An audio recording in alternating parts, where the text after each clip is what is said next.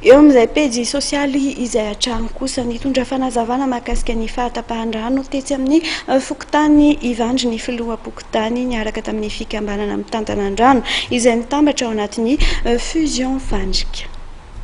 Nampimenomenona ny pona sy ny mpanjifan-drano tao ambany andrefana fokotany Ivandry ny fahatapahan-drano tao anatin'ity faritra ity tao anatin'ny efatrandro androany izay. Nanambara ny filoha Pokotany fa vokatry ny gabiraraka nisy teo amin'ny fitantanana ny rano no nahatonga ny rano tsy voaloha. Ny antony nahatonga ny fahatapahan-drano Manasoa tao Ivandry moa izany dia tsy fandoavan'ny volan'ny JIRAMA dia mazava ho azy fa tsy maintsy nitapahan'ny JIRAMA. Izay izany ilay tonga amin'ilay fitenenana fitantanana gabiraraka tsisy mitantana tsisy manara-maso. Manazava ny mahakasika ny antony nahatapahan-drano ihany koa ny sekretera jeneralin'ny fusion Vandrika Ivandry izay ahitana ny fikambanana mpitantana rano miisa 4 eo amin'ny fokotany dia ny fikambanana Mirindra, Ezaka, Fanavotana ary ny Manasoa. Voalohany indrindra aloha dia ekena fa nisy ny fitantanana nazava tsara teo aloha nanana récépissé ara-dalàna ny mpitantana ny Manasoa dia nisy ny disadisa nisy fitoriana tao dia niakatra fitsarana dia nisy ny didiny voaka dia nijanona ireo le voasazy dia nisy ny nandimby azy ireo dia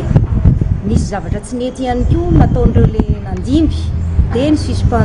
suspenden'ny BMH taratasy mazava tsara fa ny BMH manato andry zareo mpitantana miasa dia ny tenin'ny BMH zany nilaza tamin'ireo najanona hoe ho atero any amin'ny chef Fokotany manaova passation amin'ny chef Fokotany izay fomba ny tantaranareo tao sy ny vola dia tamin'izay fotoan'izay moa zany hoe ny mpanasa lamba no tsy nanaiky fa hoe aleo tazominay fa zaterina any amin'ny Fokotany fa sao dia lany andray le vola dia natolotry le najany BMH ny mpanasa lamba zany ny passation ny vola dia nanomboka teo amin'izay zany ny gabiraraka le izy. Ny vaha kosa ny olana raha nambaran'ny chef Fokotany sy ny fusion Vandrika efa nisy ny fandoavana valo hetsy ariary tany amin'ny JIRAMA ary efa nisy ihany koa ny fanaovana engagement tany amin'ny JIRAMA andoavana ny 7 hetsy ariary ampony izay nataon'ny association Vandrika.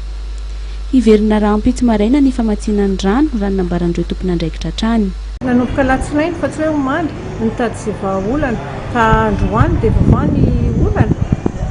dia misy ireo moa zany misy taratasy avy any amin'ny firaisana tokony mba tsara ho jerentsika tsirairay angambany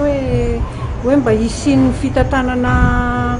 mazava sy ara-dalàna amin'izay mba ialana ny tsy fahaloavana ny volan'ny JIRAMA sy ny fijalian'ny vahoaka rehefa tapaka io ka tenaiko angambany tsika vahoaka hoe mba hanaraka an'izay lalàna misy. Efa nanantona ny tompon'andraikitra tao amin'ny boribory tany fahadimy ihany koa ny teo anivon'ny Fokotany ary tsy misy afaka mitantana ny rano intsony eo amin'ny Fokotany Ivandry afa-tsy ny fusion Vandrika ihany.